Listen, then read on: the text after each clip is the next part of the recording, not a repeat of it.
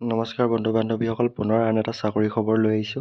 আজি বেংকৰ চাকৰি আহিছে, বেংকৰ ফালৰ পৰা লৈ আহিছোঁ। IDBI বেংকৰ ফালৰ পৰা IDBI পোষ্ট নেম আছে ইয়াতে এক্সিকিউটিভ চেলছ এণ্ড অপাৰেশ্যন। ইয়াৰ ফালৰ পৰা ওলাইছে। ইয়াতে এডভাৰটাইজ নাম্বাৰটো দিয়া আছে। টোটেল ভেকেঞ্চি কিমান? 1000টা পোষ্ট ওলাইছে। টোটেল 1000টা পোষ্ট ওলাইছে। যথেষ্টখিনি ভাল পোষ্ট। তাৰপিছত ইয়াতে জবৰ টাইপটো দিয়া আছে কণ্টেক্সুৱেল, ইয়াতে দিয়া আছে। তাৰপিছত মেন ফিমেল দুইটাৰ কাৰণে ওলাইছে আৰু চেলাৰী ক্ষেত্ৰত দিয়া আছে 29,000 টকা পাৰ মান্থ আপোনালোকে পাব। তাৰপিছত আহিলে আপোনালোকৰ এপ্লিকেশ্যন ফিজটো। এপ্লিকেশ্যন ফিজ এটা জমা লোৱা হয় অনলাইন কৰোঁতে। জেনেৰেল EWS OBCৰ কাৰণে 1050 টকা, ST SC PWৰ কাৰণে 250 টকা আৰু পে'মেণ্ট মন্থলৈ ইয়াতে অনলাইন হ'ব।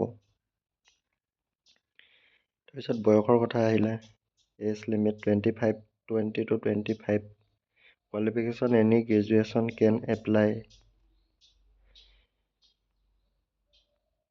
তাৰপিছত আহিলে ইয়াতে কেটেগৰী ৱাইজ কেইটামান ভেকেঞ্চি কেটেগৰী ৱাইজত আছে। আনৰিজাৰ্ভৰ কাৰণে 448টা, SCৰ কাৰণে 127টা, STৰ কাৰণে 94টা, OBCৰ কাৰণে 231টা, EWSৰ কাৰণে 100টা আছে। তাৰপৰা আহিলে চিলেকশ্যন প্ৰচেছ, কেনেধৰণে চিলেকশ্যন হ'ব।